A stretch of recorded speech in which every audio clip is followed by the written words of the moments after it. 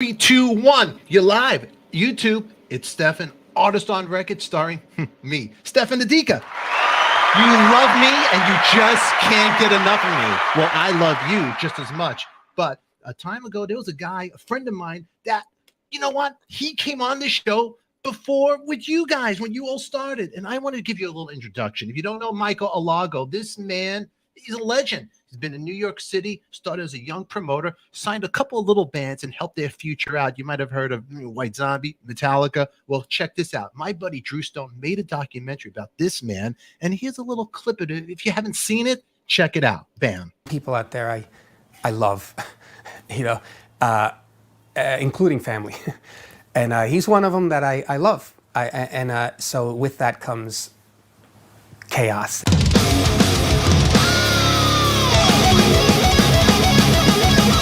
I was a gay record executive. Keep in mind, I love heavy metal. I love the noise. I love the sweat. I love when I go to concerts, it's 99% guys there.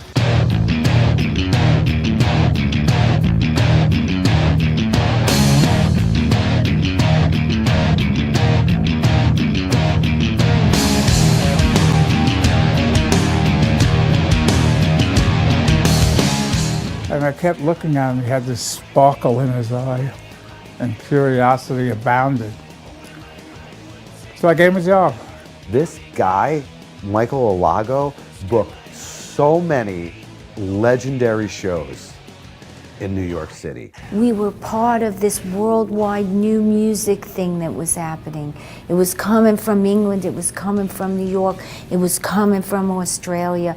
It was exciting. He was out to make it in the music business, and you knew it. As cute and as sweet and as friendly and as enthusiastic as he was also pretty seriously aggressive. At some point, I'm ready to leave the Ritz, and Jerry Brandt called Bob Krasnow at Elektra Records, and the next thing you know, I got my first job as an A&R executive. And then all of a sudden, this important little cassette came across my desk.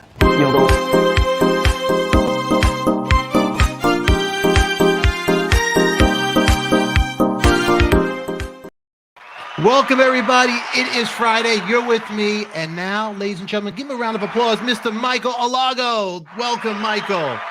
Hello. How are you? I am doing very good. And it's been thank you for having me back. Time. Michael, I'm so glad. Usually we had a whole bunch of people, but I love you so much. I had to get rid of everybody for just you and I to be together alone, of course. I'm happy to hear this. And so we haven't been together in 2022. So happy, healthy, and prosperous 2022. You too. Continued success with your podcast, which I love coming on because we always have a good laugh. And I think if you don't mind, I was going through an archival box. And this little poem, just kind of fell out. And it's not really a poem. It is a quote. And it almost feels like it came out of when you get the little thing in the Chinese cookie. You know. Yeah. So this is by the Persian poet Rumi, and it's really kind of cool. It says, "What is the body? Endurance. What is love? Gratitude. What is hidden in our chests? Laughter. What else? Compassion." Rumi. That's beautiful. Beautiful. Here we go. Wait, I want to get centered here. I love it. I love it. Did that just fall out right now? You just found it at the... Well, just a little while ago, I was going through an archival box, and I said, oh, God, what is this little piece of paper here?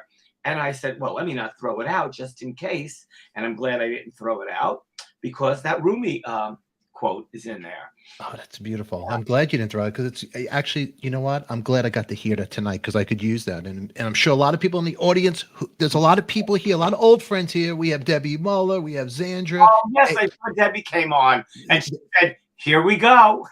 Here we go. You got a lot of fans out there and everybody out here. If it's your first time, please subscribe and tell us how much you like this show and how much you love Michael. And afterwards, let the chat still stay with us. Keep those comments going and let's share because Michael has a lot of great stories. There's a documentary and that's a clip that we just seen from Who the Fuck Is That Guy?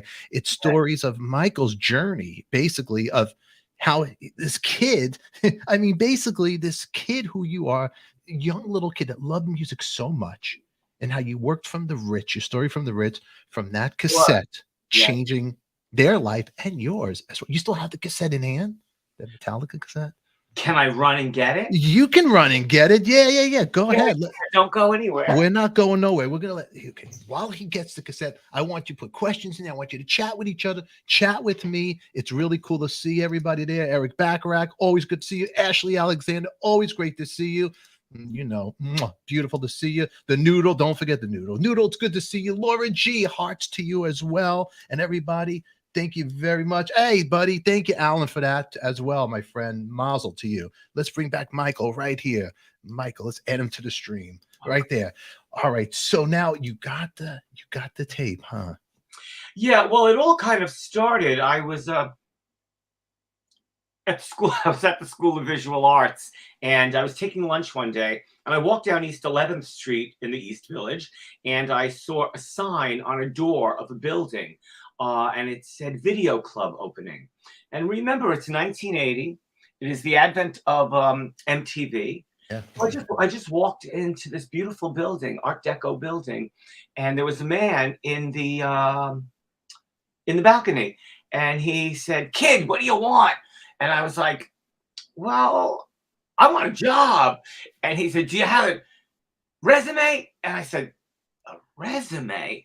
I didn't even know what the hell a resume was." You know, from Brooklyn, you know, young kid, didn't know a lot of anything, except I knew I wanted to be in the music business. So he thought that was funny that I didn't have a resume, and he called me up to his office. And to make a long story longer or shorter, we had a conversation, and we had a conversation about all types of music, from the Great American Songbook to what was going on present day, which was 1980 in nationally, and what was happening in the New York underground scene. So we talked for a bit of time, and he said, "You know, kid, I like you. I'm going to give you a job. You're going to open my mail. You're going to answer my phone, and you're going to get my lunch." And I thought to myself, oh my God, I'm in the music business. And you know what? That was the beginning of my career, because I was a young kid who was just curious, always curious. And I shared Jerry's office with him during the day. We were there, you know, like 10 to 7 every day. And then we'd come back for the shows in the evening at the Ritz, who a lot of people know as Webster Hall these days. So I would be there with Jerry every day, and I would listen when he was on the phone with Rob Light at ICM or Ian Copeland at FBI, all these booking agents. Yeah. And I was a sponge, and I just listened to everything. And soon I became the assistant music director, booker there, and I learned how to book, I don't know, approximately a 1,500 seat room. And it was a great, great job. It was the beginning of my career. Jerry was my mentor. Jerry passed away 1 year ago in 2021. He was in his 80s. He was still vibrant and fantastic, and he was my mentor. So Jerry Brandt, I love you. So that was the beginning of it all. I knew in 1983, after 3 years of being there, I wanted to move on.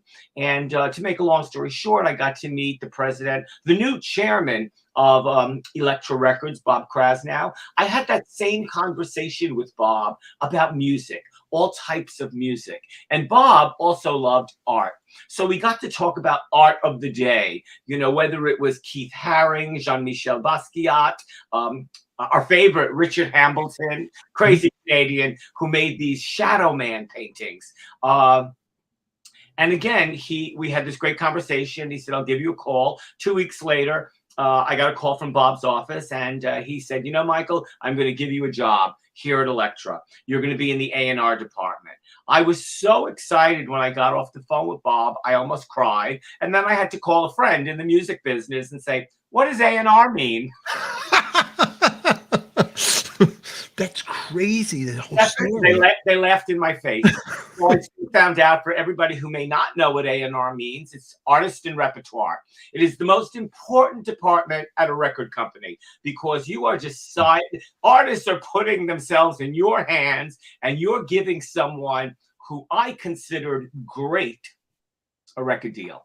So, you know, you got to make these records. They have to sell, and in order for me to keep my job, and I did a lot of that. I had a great A&R career for almost 25 years, whether it was at Elektra or at Geffen. And then I was at Elektra again, and then I was at Geffen again. Don't ask me how all that happened, but it was a blessing. And thank God, you know what? I learned quickly, and I was pretty great at my job, if I may say so myself. And I don't mean that with any ego. I was just, again, always curious. And I was a kid from Brooklyn who wanted to make it in the music business. So it was a lot of fun. Wow, what a story. What a story. And you know, if my internet gets quick, let me know if my voice is getting dodgy, because I could see the internet going. Let me ask you, when they take it, okay, here you are, just a music lover, because I know you and I have spoken so much, so I know a lot about your story already. But as a kid growing up, the love of music, and here you are going into the city, you hook up with getting a job at the Ritz, but taking a chance on a kid that doesn't even know what A&R means. Correct. They just knew the passion that you had for music. That's what got it for you? Sure, I think that's what it was. I mean, they knew that I was curious, and had a great love for. Had a great love for music. Then I was 19 years old, and they knew I was had this get up and go spirit. Wow. Both times I was lucky enough to get those two jobs at the Ritz, and then the beginning of my career in 1983 at Elektra Records. Yeah, I'm getting also questions in the audience, and thank you for the super chats over there from Eric and Exile.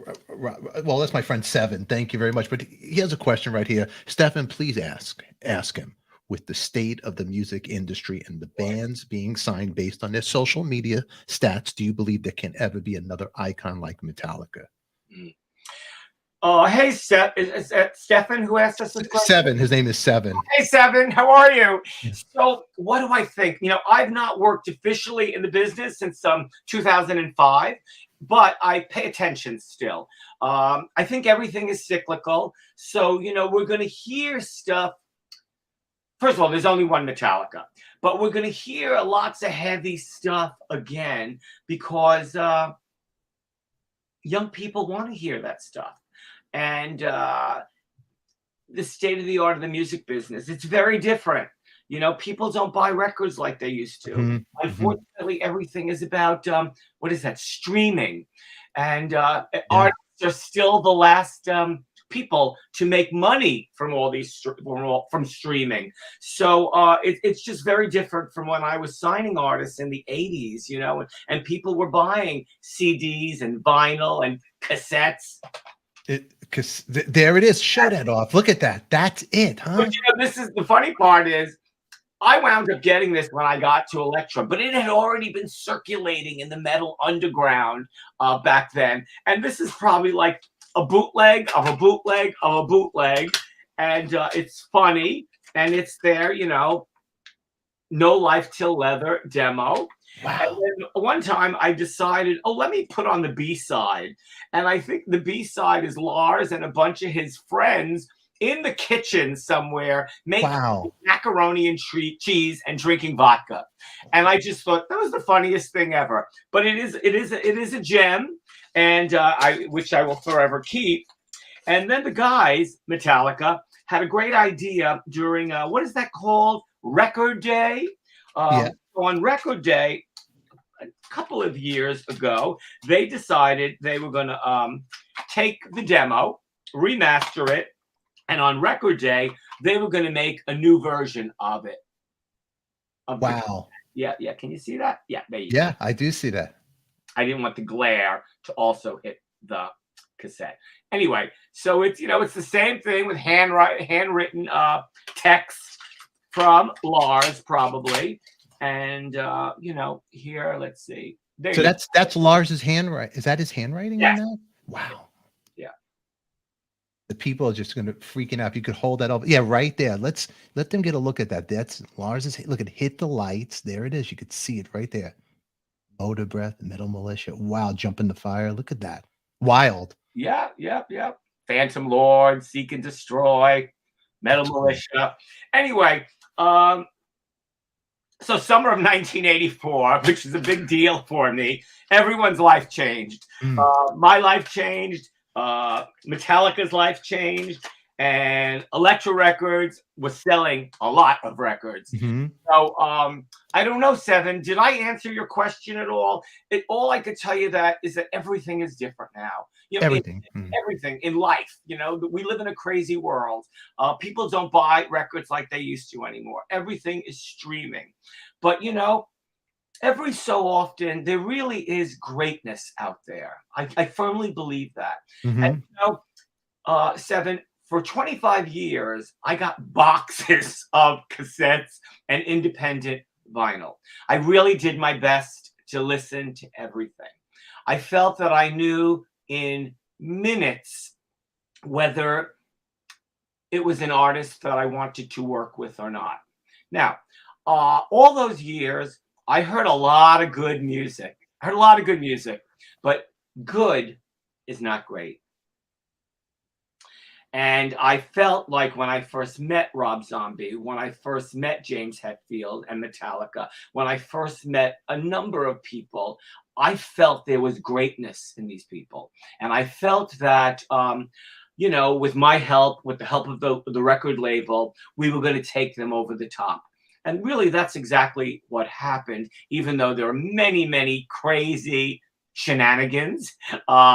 And many stories that encompass getting someone from point A to point B.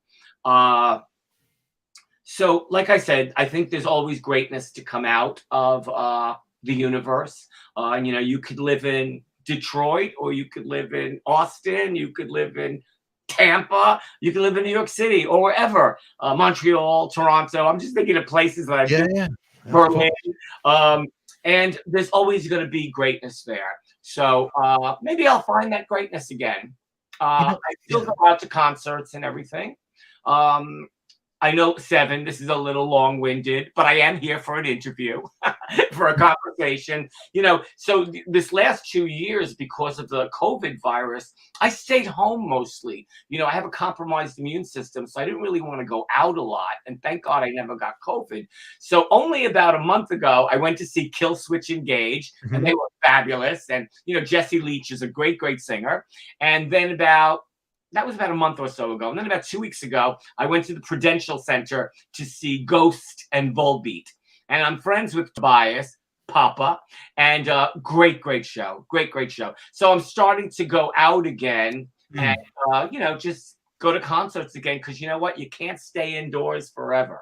I know. And Seven, I know you didn't ask me this, but I'm just Say it. Go ahead. Come on. I was giving you all this information. So I hope that was helpful. And, you know, you can always find me under Michael Anthony Alago on Instagram and on Facebook. I'm on Facebook every day. I must post about 10 or 12 things there every day, whether it's about music and art and theater and photography, all good stuff. Yeah, you have a lot of fun stuff, Michael. I could talk to Michael forever, and then he goes, okay, I gotta go to sleep now. He'll go right out the gate. No, after this, I started watching Guillermo del Toro's first Hellboy movie, which is a magnificent movie. So I think I'm going to finish that later. I'm going to watch part 2, and if I could stay up, I'll watch the film number 3. So anyway, here we are. Number 3. Evan, I got to shut up for just a minute. No. Go ahead. It helps me out when my internet's all dodgy. Let me ask you. While I have the internet, I want to know one thing. The weekend. Share the story of the weekend when you did go to see Metallica, because we just lost Johnny Z because Metallica was on Megaforce, right? It was on Megaforce Records originally. Oh boy, that's a big one. Both John and Marsha both passed away, right? Marsha about a year ago, and John just this February 1st, 2022. Yeah. They were both marvelous people. They were forces to be reckoned with. They were music lovers. And, you know, even though physically they're not here anymore, the universe knows Megaforce Records.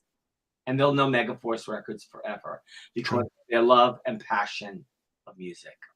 I don't remember, Stefan, what your question was. No, the question was just that week, because originally Metallica, they were on Megaforce Records. They were on Megaforce Records. And soon after I got to Elektra in '83, Johnny Z called me up and he told me about his label and he wanted me to hear some of the artists on his label. So he brought me a box of records, a small box of records, maybe Metallica, Kill 'Em All, the first Anthrax, Raven. And initially he wanted me to sign Raven. And I love the Gallagher brothers. They're marvelous. And so I did a demo with them, I think like a 5-song demo. I gave them $5,000. But the problem was I heard Kill 'Em All. And that completely blew me away because I never heard anything like that. All of us never heard anything like that ever. Because these young people were combining hard rock, punk rock, British heavy metal, into this one thing that you mixed up, and it's called Metallica. Sometimes it's called Alcoholica, but officially it was called Metallica. Oh my God, I'm spitting on the screen. That's okay. We're getting excited. I love it. And so again, I don't know where we're going with this, but yeah, that signing changed the course of rock and roll and heavy metal worldwide. I totally. Yes. And there really is nobody like them at all. Whether you like them or you love them or they're not for you, they are absolutely brilliant. You know it's fun. You know it's funny. And to think that when I signed them in '84, we started putting out their records in I think '84. We Ride the Lightning and everything else. And here we are in 2022, and they're still playing stadiums, and that's a testament to their uniqueness, their greatness, and how they never did anything they didn't want to do. And whether you like all of their records or not, they also are a force to be reckoned with. So I mean, they're classic rock now. Back then they were so heavy, but now they were so heavy. So if you hear things like Hit the Lights, it's a little different than Enter Sandman. But by that time, it was great. It was that they found, well, they didn't find, but it was great that at that point in their career, Bob Rock, classic rock producer, was the guy for them. And, you know, that Black album is quite extraordinary. It is an extraordinary record. And they need to make that record at that point in time. And again, it just put them to another level. It put them to Eric Backrath. He's asking, when you would listen to these demo tapes, how long would you listen before you knew to keep listening? Eric, please. Oh, my nerves. Get him. Go get him. No, Eric, you know, sometimes you put on a cassette and you start listening to music and you go, ooh, what is this? Oh, it's a mess. Okay, let's try the next song. Sometimes I would listen to close to 5 songs, Eric, because if you listen to 5 songs, that's like listening to half of an album. And you either love this album or you don't. So, you know, if something sounded interesting enough, I would listen to 4 or 5 songs. Sometimes when you just put on music, you know, never mind if it's a mess or not, or but whether you, myself, felt something for the work. And, you know, I never signed anyone that I wasn't passionate about, because then I would consider myself a fake, and I'm not a fake. So I only signed artists that I felt totally in love with, and I felt that I could advance their career and take them to the top, whatever that top was going to be for them. So I answered your question, Eric. I'm not going to go off on a tangent. It's okay. You can now. So the magic moment for Metallica when you first saw them, was it at L'Amour's in Brooklyn? Is that true? I saw them at L'Amour's in Brooklyn with my friend Philip Caivano, who you all know from Monster Magnet, and we lost our mind. I remember seeing down at the bar Phil talking to Cliff Burton, our beloved Cliff Burton, and I was just roaming around, drinking beer and talking to everybody. Then I got to see them at the Stone in San Francisco, and that's when I gave Lars my business card. You know, I was 22 years old, and I still looked like I was 14, and he couldn't believe that I was a music executive, but he saw the Elektra card, and I said, if you come to New York, I would love to have more of a conversation with you. I didn't hear from them for about 6 or 8 months. Lars called me on the phone. He said, do you think you're still interested in our band? I said, absolutely. And he said, we're coming to play Roseland in August of '84. Will you come? I went to that show. It was mind-boggling. They ripped the proverbial roof off the venue, the music venue. And that night was the night I said, you know what? I want you in my life. And you got assigned to Elektra. So I think it was the next day, they all showed up and we were in the conference room and I ordered beer and Chinese food. And I gave them a lot of the Elektra catalog with things like artists like Iggy and the Stooges, my brain just stopped. The MC5, The Doors, on vinyl. And on vinyl. Wow. Vinyl, babe. Yeah, of course. I always love the warmth of vinyl, you know? It's totally different than a compressed CD. I agree. Even though CDs are, you know, are marvelous as well. Anyway, so that day, you know, we really kind of all fell in love with each other. And soon after that, we signed them to Elektra. And like I said, this is another part of history. It's the ever-changing career of a young band and a young A&R executive. And that all helped change the face of rock and roll and heavy metal. I mean, it really is, Michael. I got to give you a round of applause right here. Because you, Michael Alago, you changed history. You did. I mean, when you're walking around New York and you go into the stores or you see Metallica logo, because this day, the kids that were our age wearing those Metallica patches, now we'll see kids our age, you know, our age. We look back, oh my God, there's Metallica patch on that kid's. I could be this kid's grandfather. I signed that band. Does it ever do anything to you? Like when you see this? Well, it's always exciting. Yeah. You know, I love seeing young people who, you know, still proudly wear their denim, that have patches from Metallica to Venom Inc. and Venom Inc. Oh, please, we love Venom Inc. Jeff Mantis is a good friend of mine. Yes, we love them. Anyway, so yeah, I feel very proud, you know, because you know, like I said, I signed them in '84. It's 2022. They're as big as ever. They still have that same integrity.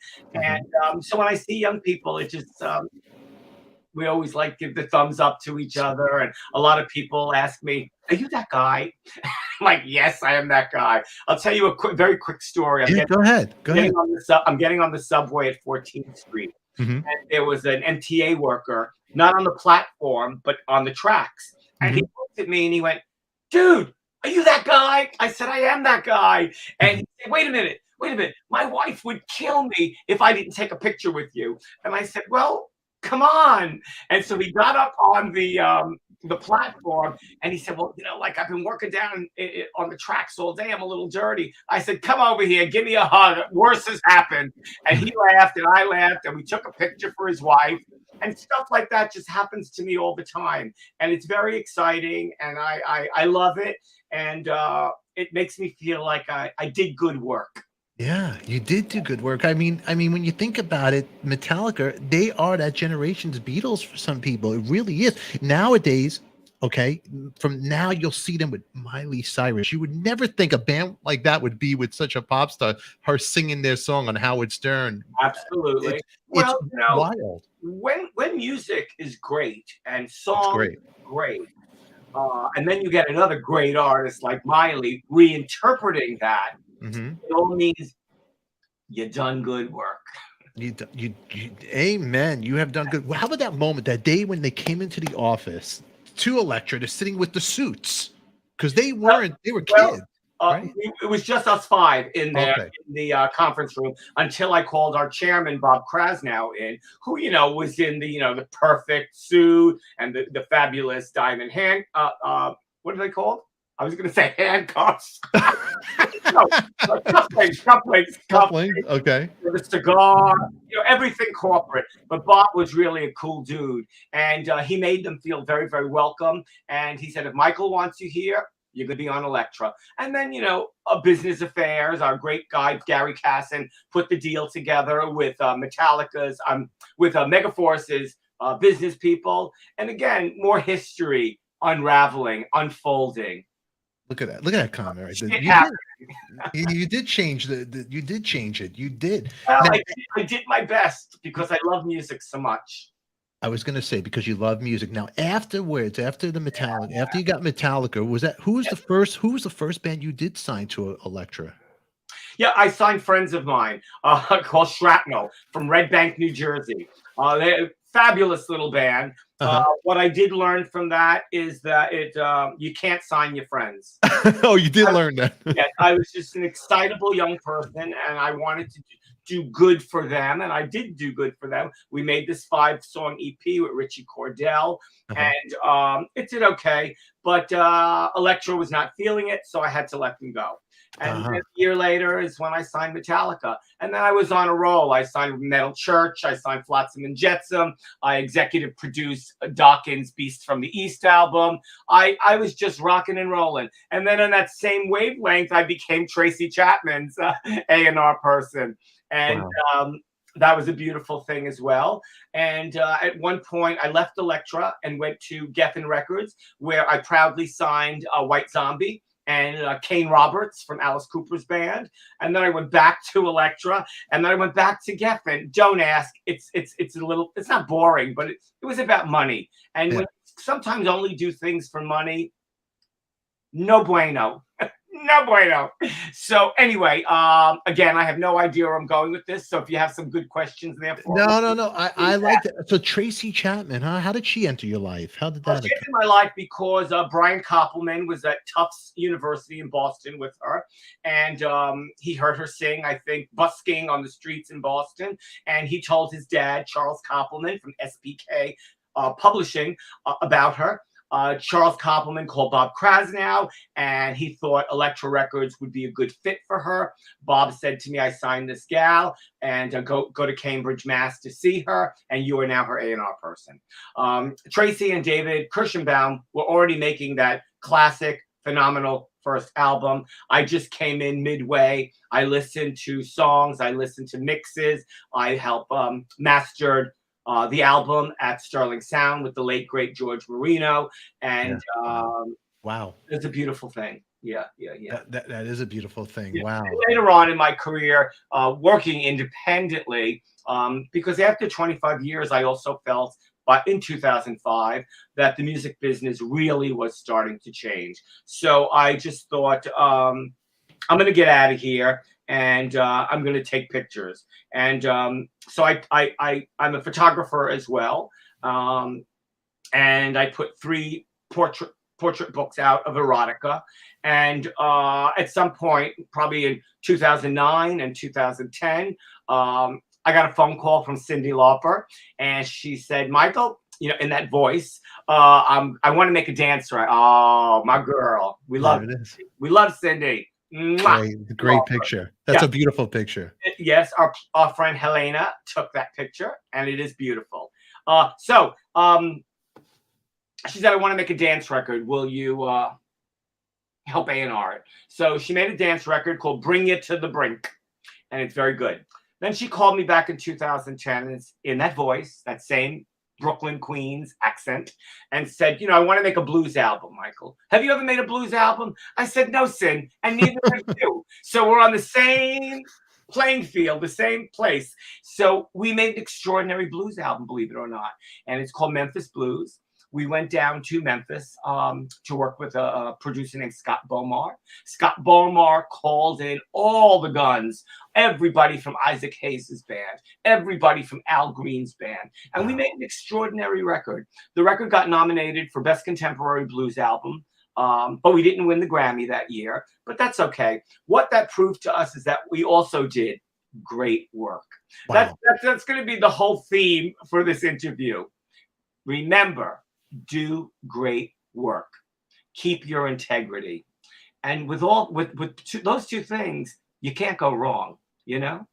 So it's good. That's a good one. We love Cyndi. We love That's Cyndi. good. She's great voice. She's a force also to be reckoned with. She's a powerhouse. She's a star. You know, from the minute I heard her, and wasn't working with her back then, but I had booked her band, Blue Angel, at the Ritz.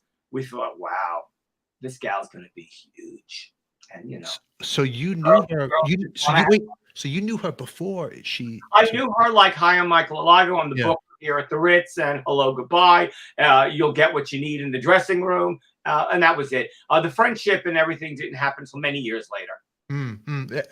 Seven want to know, what studio in Memphis did you do the blues album in, if you recall?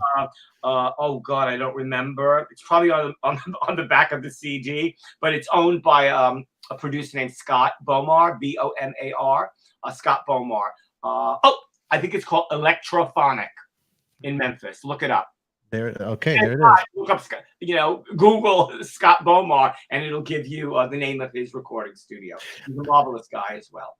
It shows with your taste in music, because you love heavy stuff, but then you love all, from jazz, blues, at all. You're a fan of it all. You know what? I'm going to be a little shameless, and I'm going to ask if I could please read you a little something from my book. I am Michael Alago, and links for Michael's book are in our description down below. They can be ordered, just to let everybody, the audience, know about that. And you can order it from me direct. And if you order it from me direct, I'll sign it and personalize it.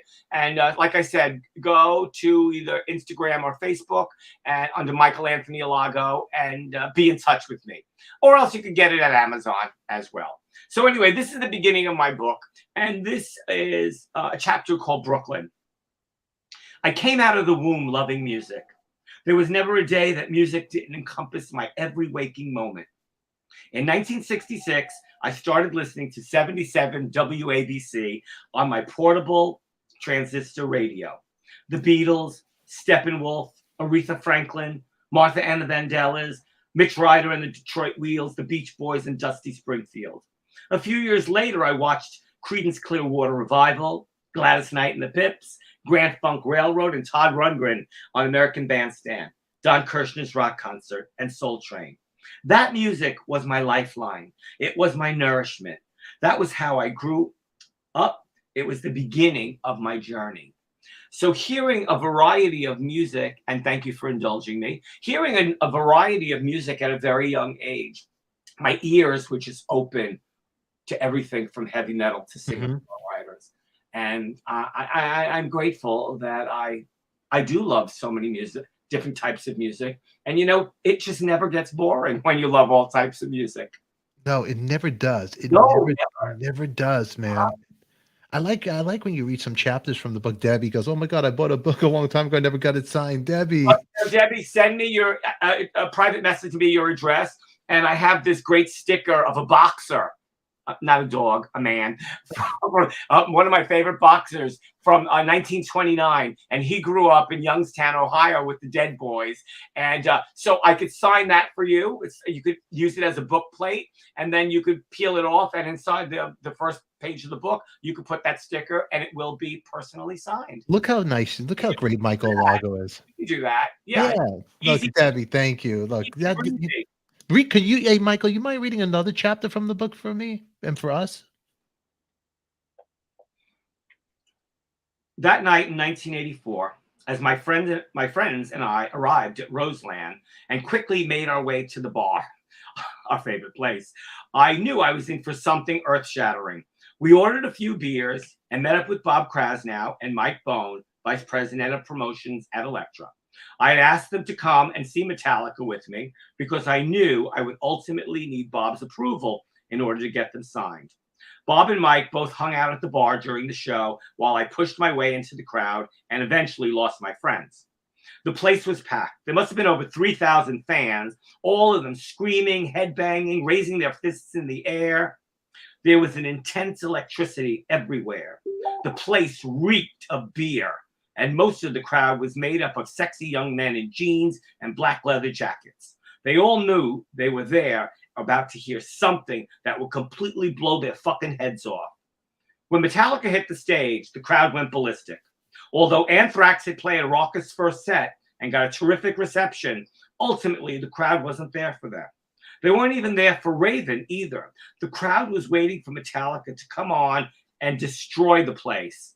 At the start of the show, they smashed into the pounding lead of Phantom Lord with speed and brutal force, followed by the Four Horsemen, then the debut of the song For Whom the Bell Tolls.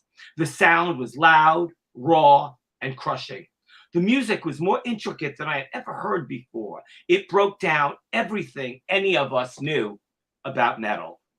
Wow. Wow. Beautiful. That's beautiful, man. Michael, I got to tell you, it's so cool to have you here and listen to you read from the book. It really is. And everybody out there watching, I'm going to put the link. We can reach Michael, get an autographed copy. I'll get the direct link, and everybody else that wants it. The book goes more further too. In the documentary, there's much more to Michael's story. Well, it's funny. Just two things, please. Yeah. For interrupting you. So, first of all, who the fuck is that guy? The Fabulous Journey of Michael Alago is being re-released, thank God, March 25th. Next week, I will know the platforms that it will be on. For 3 years, we were on Netflix and Amazon Prime. We did so well there that a distributor wants to redistribute the movie. So I'll let everybody know in about a week's time what platforms we're going to be on. And if you have never seen the movie, please see the movie. It's a lot of fun, as you saw in the trailer. And the trailer is still up on YouTube. So just, who the fuck is that guy? It's 2 minutes and 17 seconds. And that'll give you a real taste of what the film is about. Yeah. In that 77 minutes, you can't just tell every single story because, I don't know, things could get boring. You don't want the listener and the watcher, the viewer, to not stay with the film. So it's 77 minutes.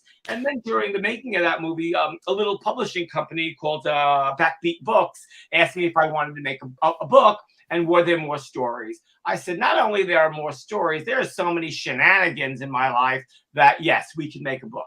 Now, the book, starts off in Brooklyn. It talks about my career. I had a drug and alcohol problem for many, many years. And during that time, I acquired HIV. And during that same time, I got full-blown AIDS. And it was during a time when there was no medication. And I was wasting away. I literally wasting away.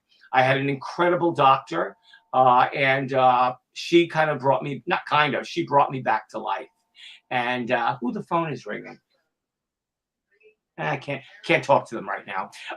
Anyway, so music, art, theater, life, health, sobriety,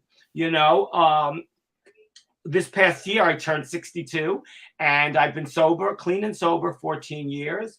I go to a 12-step program every day. It's 1 hour every day. And that is good for the mental health, for the brain. And so I do that all the time. So anyway, I like to tell people it's a crazy book. It's great stories from everyone from Nina Simone, Cyndi Lauper. Oh, there's a great, great story in here about when Bill Graham picked me up in Jacksonville, Florida, and he had me come down and see Lynyrd Skynyrd because they were labelless and they wanted to be on Elektra Records. It's a great story. Wow. Well, it's a lot of things in here that you just wouldn't believe. But, in the end, and one of the last chapters is about my beloved mom, Blanche, who was totally fabulous. And if it wasn't for her allowing me to be this free spirit, we wouldn't be talking today. So, there's me and Mom. Let me make that bigger you could show the people right here. Let's see. How do I do that? That right there. That's oh, wow. Look at little Michael. That's great. She always had me dressed up in suits and everything. In any event, so there's ups, there's downs, and just so you know, I lived. You can get the book for online $25 or something like that. But it's really a fun book. It's a great read, and it's rock and roll, babe. You just mentioned Nina Simone, right? Here's a beautiful picture of you guys right here. I love this photograph. And the great Carol Friedman took that picture during the sessions in 1992 for a record I was about to make with her called A Single Woman. I was friends with Nina up until the day she died in April 21st of 2003. We were friends for about 15, 16 years. And I just thought she was the greatest artist known to man.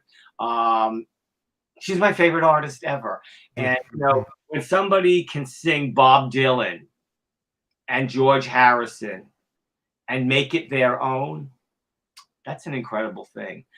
Bob Dylan was making a speech at, I think it was Music Cares, and he brought up Nina because he was saying that they would run into each other in the West Village, like in the 70s, and he thought she was extraordinary. And then for her to cover his songs, he was honored. And for Bob Dylan to say that, that's like friggin' huge. Jeez. But yeah, Nina Simone was very, very special. And, you know, to this day, I love and miss her so very much. You know, you posted a postcard, I remember, on your IG, because I'll follow it, and her writing, and it's like on the edges she's writing it. Oh, please. Yeah, it was crazy. I don't know if she was demanding money, or I know it started, she used to call me Sugar Lips. Yeah, she's just really an extraordinary woman, troubled at times, but a great, great artist. And I think she takes up about 18 pages of a chapter in here. Probably the longest chapter in the book, but it's really a good book. It really is. So Chick Eastwater says Nina had heart and soul in her voice. Very true. Very true. Absolutely. Absolutely. I mean, any more questions there, or did you want to ask? No. I like the people asking the questions as well. Here's another great picture of you right here. Look at this one. Oh, me and John Lydon. Johnny. How old are you right here? I guess I was 19. It was May of 1981. It's the Ritz, and I tell that story about the debacle that happened that night in my book. People still ask me about, can you tell us about that night at the Ritz? It's too long to talk about now. Yeah. It was a disaster. But what that did, that disaster helped secure a friendship of me with John Lydon for 41 years now. And we've never had a bad word with each other. Really? We never had a bad word with each other. Extraordinary. Yeah. Well, what type of guy is he? Like, I always want he's a brilliant man. He's so smart. He loves books. He loves art. And, you know, you could see it in the work. Whether if you've only listened to the first Sex Pistols album, never mind the bollocks, you hear the power and the energy and of him in the lyrics. Or if you listen to PIL, he really is a tried and true artist. He's no nonsense, and he's brilliant, and he's a great sense of humor, and he's a loving and kind person. He's a friend, but he's loyal. He's a good. Sounds like a good friend to his friends, huh? He's one of those kind. Absolutely. Excuse me. Straightforward. You know, the great video I saw him, and this was a while ago. There's some video of him and Marky Ramone, and he's just going off, and I loved every second of it. I think John had a little too much beer that night. It was great, and Duff McKagan has straight face. He's just looking straight. What the hell? So you're going to get involved in any of it. No, but he's great. I mean, you know, he speaks what's on his mind, and he doesn't care, and that's it. Doesn't care. Right. You know, wonderful. These are great stories. You know, everybody. I know it's getting late for Michael, and I don't want to take up so much. Okay. If you have any more questions, anybody in the audience, you got questions, I'll pop them up here for Michael. But these stories are great. The link I will put there for Michael for his book. And this is kind of cool now. So the doc, there's going to be a reissue of this coming out. That's pretty cool. Yeah, I'm so excited because Drew Stone, our director, our leader, we both felt like there was still a lot of life in this film worldwide. So when we got our distributor, Rugged Entertainment, to re-release it, we were just thrilled. So it comes out March 25th. They're still finalizing the deals for a couple of those platforms. And, you know, everybody will know in a week or so where it's going to be next. No, that's great. Excited. Yes, we're very excited. Now, I know you got the book, but there has to be, because you've lived so many lives already. There must be another book you want to write. Do you ever think about doing another book to the new life that you're living? You know, well, yes. I do want to do a book of like 365 days of quotes which I think could be really cool. I want to put together my Polaroid book of portraits. So I'm talking to a book publisher right now about putting out the portrait book. So, you know, I think y'all know that I'm always busy. I don't know how to not be busy. So there's always just something going on. So what's going on with the book, the re-release. I'm talking to a publisher about a photography book. I want to work on a book of 365 days of quotes. And I don't know, the list could go on. So I love being busy. I love people. I love being out there in the world. And here we are. Here we are. Now I'm going to get personal with Michael, everybody. Debbie goes, great pictures in the book. Yeah, that would be great if he would. And look, 7 of I think, oh, okay, Lydon was a genius. I could see that. Yes. Yeah, really now let's ask Michael, everybody, real personal. And he might get a little, so here it goes, Michael. What the people really want to know is your top 5 must-have vinyl albums. If you only 5 you could pick. It's not a lot, but give me top 5 right now.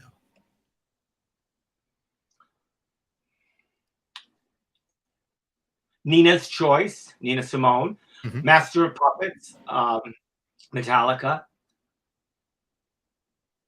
Billion Dollar Babies, Alice Cooper, Something Anything, Todd Rundgren, and ouch, I'm not sure. I mean, that's a loaded question because I have so much music in my head, but definitely Alice, Todd, Nina, Metallica.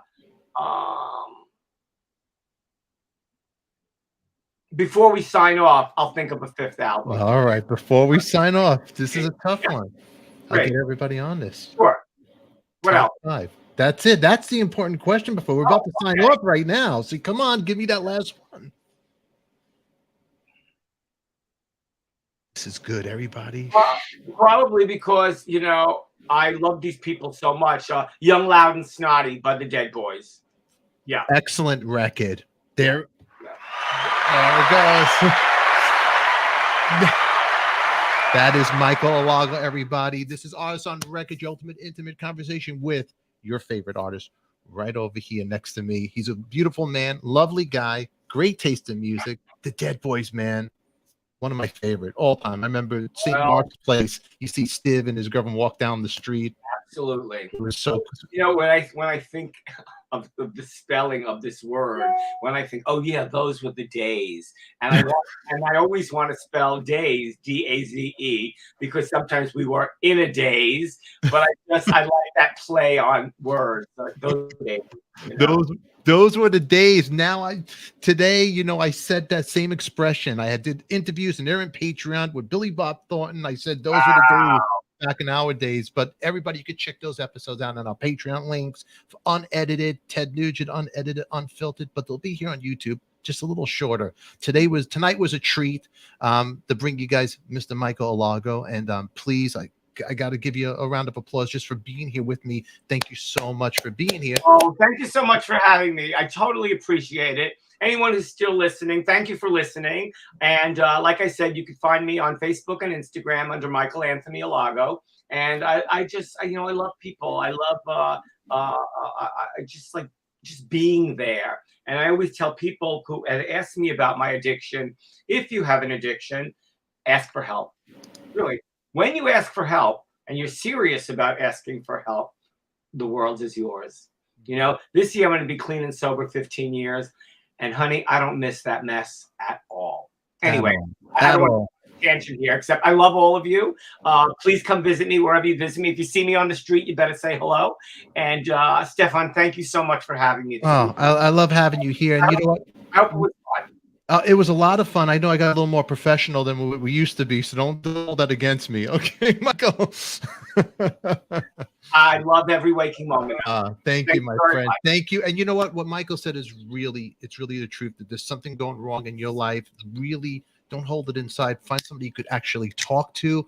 And if somebody has somebody in their life that's going through something and you're not understanding, just listen to them. You know, that's it. That's what you all can do. And also there's links I'm going to put in there for unfortunately, these people, what's going on out there in Ukraine, and any way you could support people, there'll be links if you want to throw something to these people. I just donated some money to UNICEF for Ukraine, and there's a wonderful, kind of beautiful link you can go to, and it's called Bake, like if you're baking a cake, for the number 4, Bake for Ukraine, and it's a couple who every day is producing thousands of bread. And I think that's a beautiful thing. So I donated to them too. So UNICEF for Ukraine and Bake for Ukraine. You just go there, you can find what the .com is. And yeah, it's a horrible thing what's going on there at the moment.